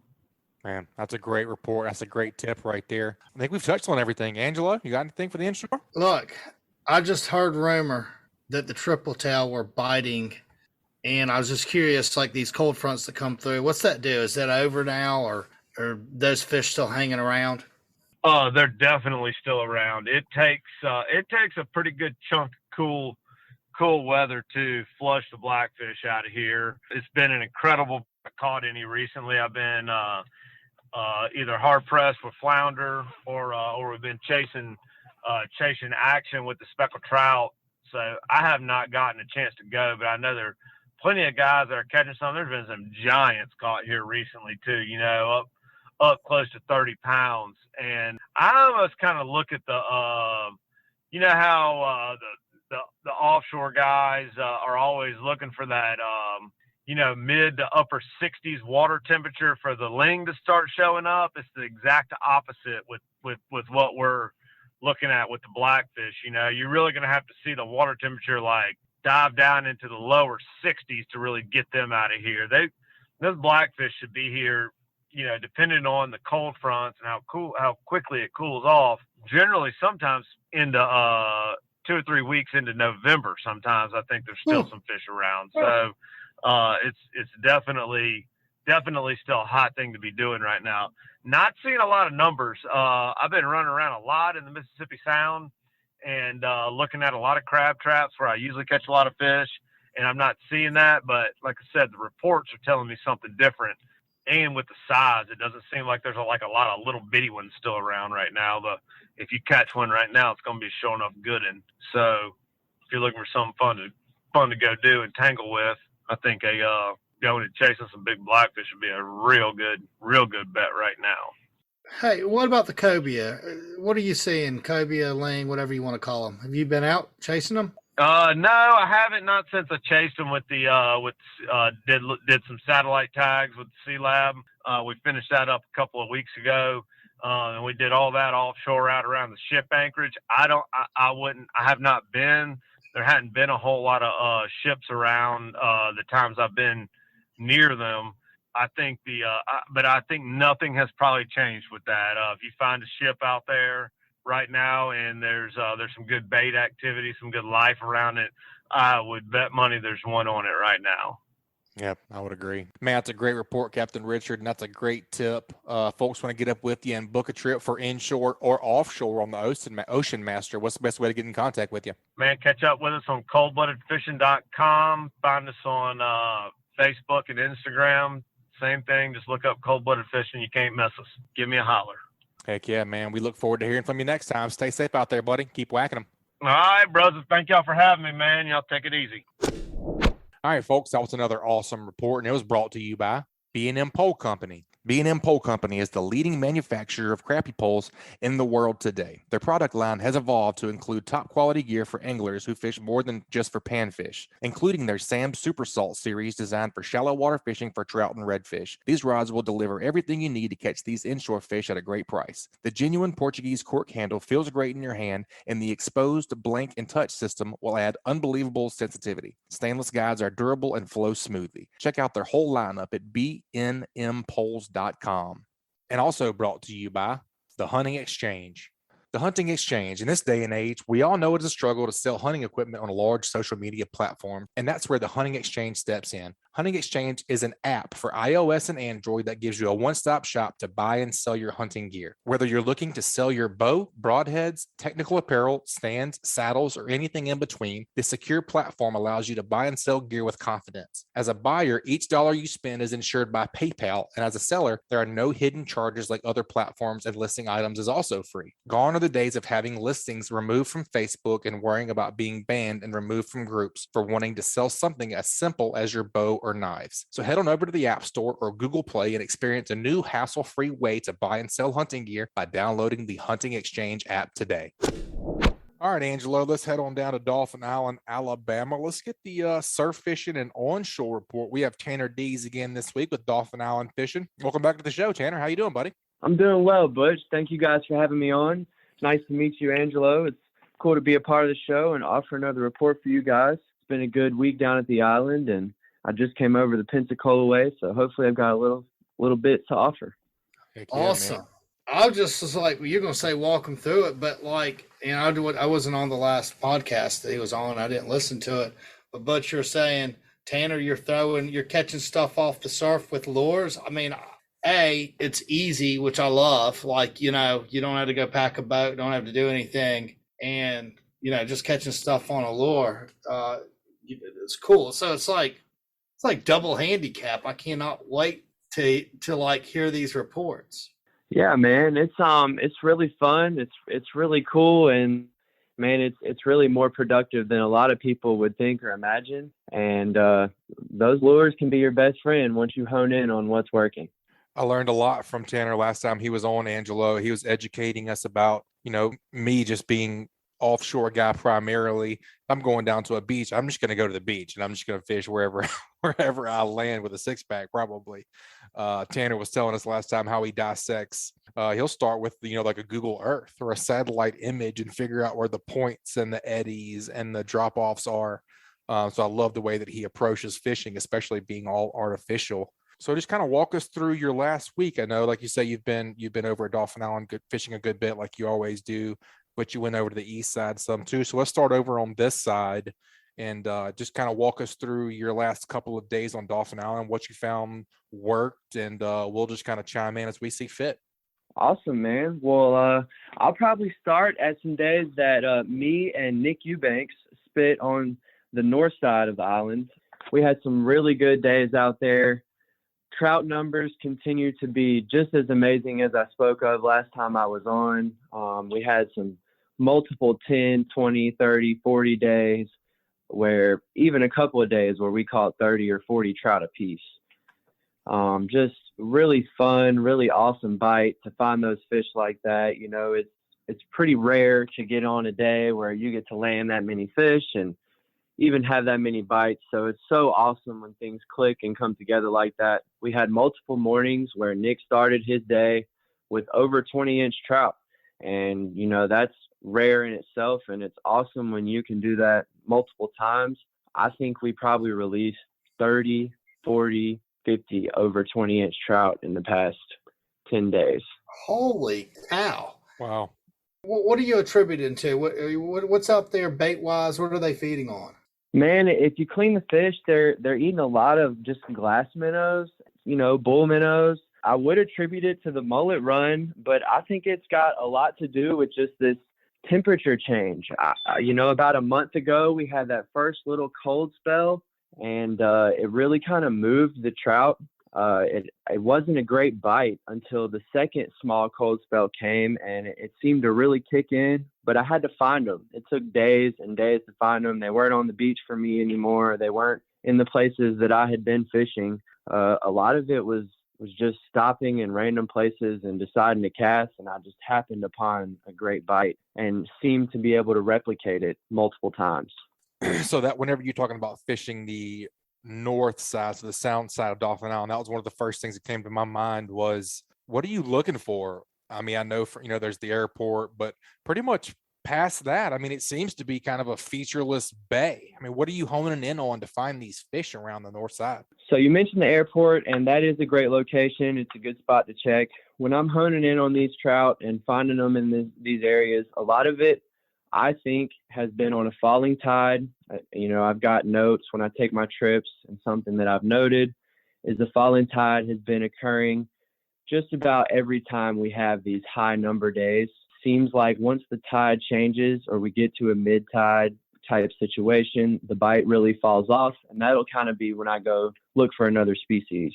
But when I'm looking for these trout on the north side of the island, I really want to find an area that has a high tidal, high current movement, something that I can, work real slow, but kind of almost work my bait for me. And I just tap it along until I feel that thwack, and then it's over. Talking about, last time you talked, you were using, jig heads with a paddle tail on the surf. Has anything changed there? It's pretty much same setup. I'm doing the same thing right now. Soft plastics has still been the way to go for me.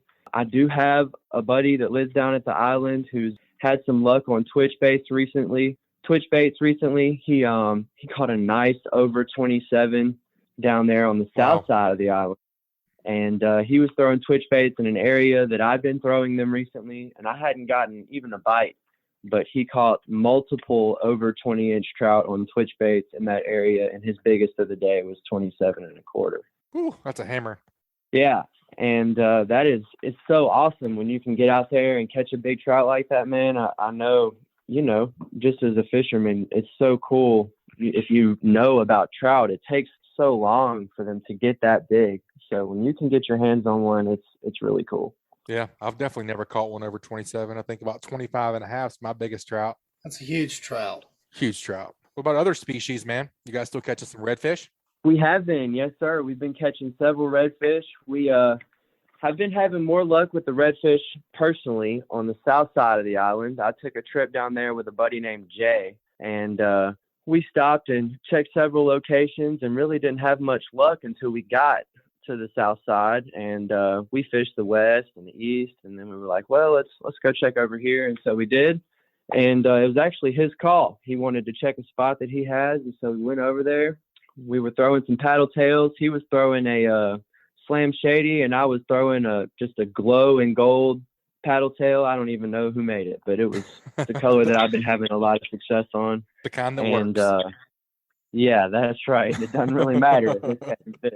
So we were throwing those around, and we caught a couple small fish, a couple dink trout, I think it was, and one lower slot redfish. And then we happened upon a school. We just kept walking, and first cast, hooked up on a huge fish. I thought it might be Jack Crevalle's, but it wasn't. The head shakes gave it away, and it ended up being some big reds, and he caught it. It was his PB, and he got to land his. I actually lost the first one that I hooked up on, and then I got to hook up again as he was further in his fight. I casted by his fish, and there were still some fish running with it, so I got to redeem myself. And I ended up catching a 37, and I think his was right under 40. Whew, that's a big bull off the beach. Let me ask you this. I mean, we're just talking to Richard, and he was telling us about the flounder fishing. Are you catching any flounder on the front beach right now? I am having luck at the flounders right there, just at your public beach at the island, and also at the west end. It is a little temperamental getting out there when they have that equipment running, but if you can get out there, the west end is really good flounder fishing too. A lot of the flounders that I have been catching personally have been dinks. It's been 12, 10, 8-inch flounders, which is still really fun. It's still really cool for the species to see and to know that they're coming back in numbers. But, you know, you want to be able to catch a big keeper every now and then. They're really tasty. But yes, they are. I have been catching just not the big ones. Understatement of the segment. They're really tasty. Yeah, I love it. Yeah, dude. I would say it's the best inshore fish around. For sure. What's your favorite way to prepare those flounder whenever you eat them, Tanner? Man, it's impossible for me to catch one and not stuff it. So I just can't get around scaling that bad boy, gutting it, and splitting it open and taking the bones out and putting some crab meat in there. It's just my favorite. Onions, garlic, bell pepper, breadcrumbs, crab meat, shrimp. Quit it. You're making me hungry. I know, we're getting too close to dinner time for that. You're making my mouth water. I've been hoping to get on some of those over here in Pensacola too, man, but I've been catching small flounders here too. Seems like I have the dink curse when it comes to the flatties. Well, you're a step above Butch and me. We don't even catch them. Can't even catch the small ones. I'm terrible at it for some reason. I've been fishing with Richard and them some, and I'm just not good at it. But I'm going to work on it. I'm going to conquer. Well, apparently he's the flounder king, so you're fishing with the right guy. He's definitely got him dialed in right now, man. What about any other species? What else you guys seeing around the island? Well, the last day that I spent on the island before I left town, I spent it on the east side. It was kind of crappy weather. I really didn't want to mess with it, but I did. I got out there on the jetties, and I took some shrimps with me, and I caught a couple of sheep's head, which is what I wanted to go out there and get. It's a fish that I really love to catch. You know, it's a great tasting fish as well. When the wintertime rolls around, they get really thick in our area. So not only do they taste good, but they have a real fun fight to them. They dig down, and if you get out there on some light tackle, I like to take my little 2500 out there on a real lightweight trout rod, and it's super fun. So that's a really fun fish to catch, and it was really cool to see and to get my hands on a few of them. I think I caught 3 or 4 keeper-sized sheep's head out there on the east end, and you know, it's just good to see now because it's early in the year. We've only had 2 or 3 cold snaps, and typically that's a wintertime fish. They're still around in the summer, but they're not really chewing like they are on those rocks and stuff. They're up in the marshes in the summertime. So it's cool to see some of them migrate down to the rocks and to the beaches and stuff like that. And hopefully we'll be able to get them in numbers like we did last winter. When I was in recovery, my dad, he made several trips down here and caught some sheep's head for dinner. So I'm hoping to do that this year. That's definitely a good one for dinner, man. So most of the sheep's head reports that we get are from the boat. So this piques my interest a little bit. Were you using dead shrimp or live shrimp? I was using live shrimp, but I have a hack. If you don't want to spend any money getting bait for sheep's head, you can take a bucket down to your local boat ramp or anywhere that you know hermit crabs are at, and you can collect hermit crabs and then take a hammer and just beat them open on a rock and put it on your hook. And it serves just like a fiddler crab does, and it's free. Yeah. I got a question. You're talking about catching them are you fishing them on like a Carolina rig with a little egg weight, or you or a popping cork, or what? That was my next question. What's your terminal tackle look like on that? Well, when I was catching them recently, I just was having my trout rod with me. So I had 15-pound braid. I tied a uni to a 20-pound leader line. I had a crimp weight and a 4/0 circle hook. And I would just drop it down there by the rocks and kind of let it do its thing until I felt that it's a real subtle bite. They got that teeth, they mush the shrimp, and then they come back one more time and it's there. So it's really fun that way. It's really cool. But another way to catch them, that I have had luck catching them, is right under a popping cork with like an 18-inch leader. You can throw it right on the rocks or wherever you're fishing for them. And, you don't have to really worry about getting hung up too much. And they'll do it just like that too.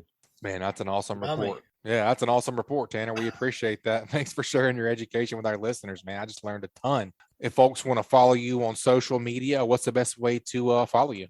The best way to check us out is Dauphin Island Fishing. That's where I'm at most of the time. And if you want to see any of the work that I've been doing, with reports or pictures of fish on Instagram, check out Nick Eubanks Photography. He's an awesome photographer guy that I know who does outdoor photography and fishing photography. And he's taken a lot of pictures of me, and he's helped me a lot with my page. And he's just an awesome guy, and he does awesome work. So if you guys want to see some of the fish that we catch, because we fish a lot, check out Nick Eubanks Photography and Dauphin Island Fishing. And if you want to contact me on Facebook or anything like that, my name is Tanner Deas, Deas. Tanner, are you just like a dude that's out fishing, or are you like doing guided trips? Like, I am a dude that is just out fishing, Angelo. Right now. I love it. Let's just say for right now, it is fishing has really become a passion for me. I don't know if you heard my segment on about 2 weeks ago on the podcast, but I got into a work injury actually right around this time last year, 1 year and 1 week ago to this day. I was crushed by a 40-foot flatbed at work. Whoa. And it had a big load of steel on it, and it put my pelvis in 8+ pieces, and I fractured my spine. I didn't break it. I wouldn't be walking if I had. But I fractured my spine, and I had some major bladder issues. I had a long recovery, and when I finally was able to get back on my feet, I spent a lot of time down at the beach, and fishing has just become a major passion since. Hell yes. A really big part of my recovery and just getting me back to who I used to be, both mentally and physically. Love Tanner as a fisherman, but that was one of the things that drew me to him, Angelo, was he was talking about the recovery and how he started walking, and his physical therapist, he finally got back on his feet, started walking, and then figured out, well, why don't I just walk on the beach? He started walking a long ways on the beach. He's like, well, I don't have a rod and reel. He picked up a rod and reel. Yeah. And just got good at it, man. I love that. So cool. It just makes sense. It does. It really turned into something that I just love. And I'm not done with the legal process. I'm still in physical therapy. I'm still getting better. I have a lot of back pain still, and still going through some personal stuff that happened during the injury. But it seems to be coming together and turning into something that maybe I'll be able to make a career out of. I would love to end up being some sort of charter captain or somebody who fishes. You know what I mean? That would be awesome. Sometimes bad things happen and lead to good things. You never know, man. I mean, there's plenty of guys that start out like doing this beach charter, and then they just start producing content. There's a couple of them that are on here. It's like, man, get a video camera, take some people fishing, and see where it goes. Man, that's seems that may be what God has for me. I'm putting in the time and waiting my time, and when I can start, I'm going to. Yeah, cool. That's awesome, man. Love the story, love the report. Plenty of knowledge there. We appreciate you being on, Tanner, as always, man. We look forward to talking with you next time. Until then, just be safe out there, buddy. Yeah, man. Thank you so much. I'll see you guys next time. Butch, Angelo, it was great talking to y'all, and y'all be blessed. You too as well, buddy. Thank you. All right, guys, that wraps up another great segment. Y'all take a minute, check out a few of this week's great sponsors. That segment was brought to you by Photonis Defense. Photonis Defense is proud to offer the Ph.D. Pro line of night vision systems. The Ph.D. Pro series is the world's smallest and lightest night vision goggles built around the Photonis 16mm filmless 4G image intensifier tubes and their hybrid filmless 18mm image intensifier tubes. The ultralight, ultra-compact night vision systems deliver cleanest image, best resolution, smallest, most transparent halo, and best overall performance and function of any night vision system available. The PD Pro line consists of the PD Pro M 16mm monocular, the PD Pro B 16mm binocular, and the PD Pro Q panoramic night vision system. Photonis Defense, Masters of Darkness. And also brought to you by Foster Contracting, Fortified Roofing Pros. Often when a business is small, you miss the professionalism you get with larger companies. That's not the case with Fortified Roofing Pros. They're a family-owned business that is big enough to get the job done, but small enough to care. If you're looking for quality construction with a dependable, licensed, and certified fortified roofing professional, give the Fortified Roofing Pros a call at 251-973-9999. Remember to support the local businesses that make your local podcast possible and check them out at fortifiedroofingpros.com. All right, Angelo, your due diligence as a co-host. You know, we can't get out of here without doing What Did You Learn, man? I feel like this week's show was packed full of information. I learned a ton. Man, I mean, from the slow jigging, I learned a ton from Viktor. I learned a bunch from Tanner. What'd you pick up from this week's show?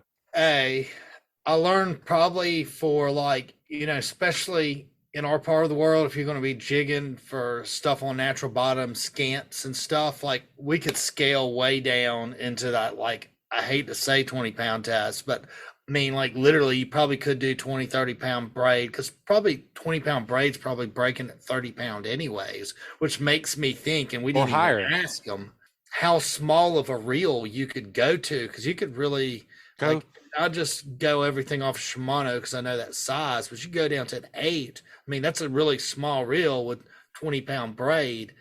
I mean, how easy and small of a jig could you fish in 350 foot of water? I'll tell you how small. Go check out Landshark Outdoors and go watch Viktor fishing, dude. He has some super, super, super cool equipment, and he shows you how to use it. It's really, really cool.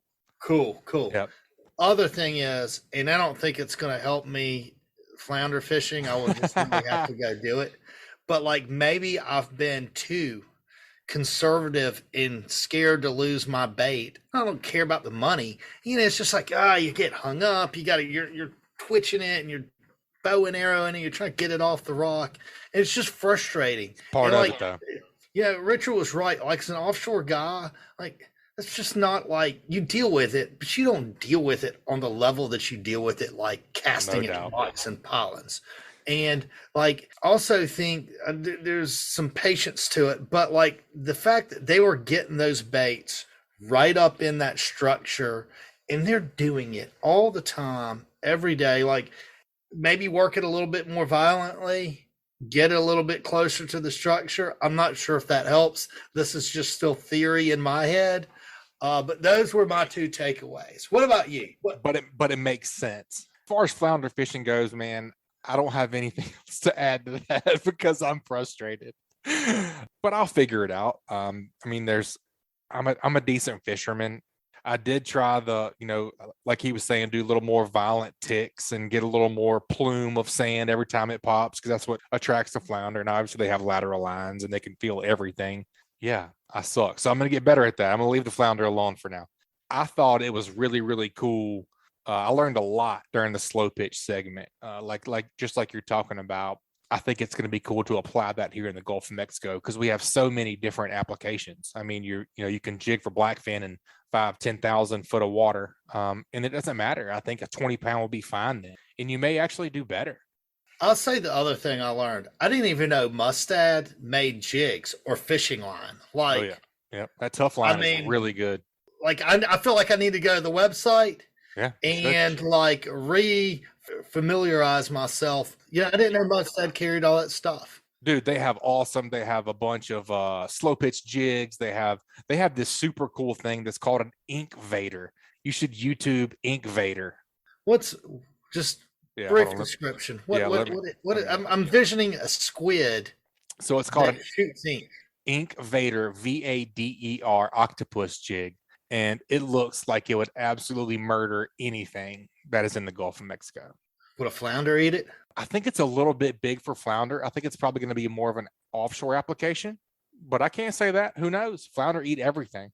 I mean, dude, I caught a flounder with a white trout in its stomach one time. I told you about that triple tail that I caught with a 12-inch Spanish mackerel in its belly, didn't I? Yeah. Crazy.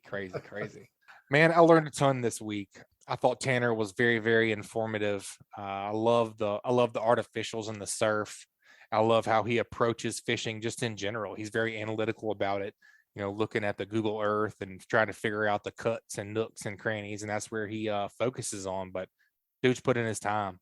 I mean, I couldn't believe this, the numbers and the size of trout he was catching. Like, and one of the, I wish we'd have asked him, because like growing up on Dolphin Island and my dad working down there for all those years, I mean, he used to go on his lunch break, especially this time of year when nobody's at their house, and just fish off the docks like in Quivira Bay and all that. Yeah. And like, I was like wondering if Tanner was doing that. Like, was he on the West End walking around on the sand? I can't figure that out. Maybe. I think it's all of it. I think he does all of it. I think he does all of it, from the beach to the sound to around the airport, like he was saying, around the marshes. I think he does all of it. Another cool thing that I picked up from the slow pitch jig segment was, which we've said on here a bunch, Skipper Theory, my brother, captain on the Escape, always says elephants eat peanuts. You don't have to have a 8-pound bonita on there for a big fish to eat it. I mean, elephants eat peanuts. Some of the biggest snapper I've ever seen, and ling too, have been on 2-hook rigs on little pieces of squid. Think about it. And, well, I mean, Joe was telling us they caught their big grouper on a 2-hook rig, on a fishing for rig. beeliners. Yep. And Viktor was talking about, put down the size of your jig a little bit. It doesn't have to be a 12-ounce or 16-ounce jig. Ugh. Same thing. I don't like jigging those. They're so heavy. Well, I mean, yeah, I think that makes sense anywhere. I could elaborate on that to the end of the world. But I mean, even like, those artificial shrimp, I like the little bitty ones, the 2-inch ones. Those are the ones that catch everything. And even the big giant trout eat them too. So elephants eat peanuts. I picked that up as well. Cool. All right, guys, that wraps up another great segment. Let's take a quick break. Check out a few of this week's great sponsors. That segment was brought to you by KillerDock. As anglers, we put a lot of time, money, and passion into fishing, but most of us do not have a fish cleaning station that we are proud of. Many of us are suffering from dock dysfunction. A rodding table with rusty metal, this is just no good. But the dock enhancement that we've all been waiting for is finally here. KillerDock uses marine-grade aluminum to make fabulous fish cleaning tables and stunning canopies that will keep us out of the sun. KillerDock combines durability, function, and design to uniquely upgrade your entire dock experience. Visit KillerDock.com to see more. And also brought to you by Dixie Supply and Baker Metalworks. Dixie Supply and Baker Metalworks are proud to be your metal roofing headquarters for over 40 years. Save time and money by buying from the most reliable manufacturer on the Gulf Coast. Buy it today, pick it up today. With the addition of their new store in Cantonment, Florida, they now have 8 locations to serve you. Dixie Supply and Baker Metalworks, your metal roofing headquarters. Man, great show this week. I'm glad you co-hosted with me, and look forward to hearing from you next time. Dude, I always love co-hosting with you guys. Love the listeners on this podcast. And thank y'all for having me. All right, guys. That's going to wrap it up this week. You guys, please subscribe, rate, and review wherever you listen to podcasts. If you'd like us to email you the podcast each week, just text the word fishing, 314-665-1767. Again, just text the word fishing to 314-665-1767. Subscribe to our email list, and we'll send you the new show each week. You guys keep whacking them. We'll see y'all next week. This Alabama Saltwater Fishing Report was brought to you by the Alabama Marine Resources Division. The Alabama Marine Resources Division reminds all recreational anglers that gray triggerfish, greater amberjack, or red snapper must be reported through Snapper Check prior to landing the fish in Alabama. For more information about Snapper Check, please visit OutdoorAlabama.com. And also brought to you by MB Ranch King hunting blinds and feeders are built to last, right here in the USA. They offer high-quality, easy-to-use corn and protein feeders that can be filled with both feet on the ground. Call Kevin today for more info or a quote at 205-807-2937. MB Ranch King, built in the pursuit of perfection. And also brought to you by Test Calibration. Test Calibration is your source for sales and service of diesel turbochargers and fuel injection systems since 1976. Contact them at 800-822-0057 or visit them online at testcalibrationdieselandturbo.com. And also brought to you by Hilton's Real-Time Navigator, bringing you the highest quality online satellite fishing chart since 2004. your source for sea tips, altimetry, currents, and watercolor at hiltonsoffshore.com. This week's Alabama Saltwater Fishing Report brought to you by me, Angelo DePaola, The Coastal Connection. Find us online at thecoastalconnection.com. And also brought to you by Advanced Transmission in Spanish Fort. Give the professionals a call who have been trusted on the Gulf Coast for over 25 years at 251-626-6061 or check them out online at www.advanced-transmission.com. And also brought to you by SunSouth. For quality John Deere equipment affordably priced, visit your neighbors at SunSouth. Visit your local SunSouth and check them out on the web at www.sunsouth.com. And also brought to you by Bucks Island. They have new pontoon boats, bass boats, bow riders, and aluminum boats for sale. They provide boat service on all kinds of boats, even if they weren't purchased from Bucks. Visit them at 4500 Highway 77 in Southside, Alabama, or give them a call at 256-442-2588. And also Mustad Fishing. 1 in 4 hooks in the world is made by Mustad Fishing. See why they're the best-selling hook brand. Enjoy 25% off your next order at mustad-fishing.com by using code GREATDAYS at checkout. And also brought to you by boaterslist.com. If you own or run a boat, you know how difficult it can be to find the right company for the task at hand. Sign up at boaterslist.com to find a company to work with on your next boat project.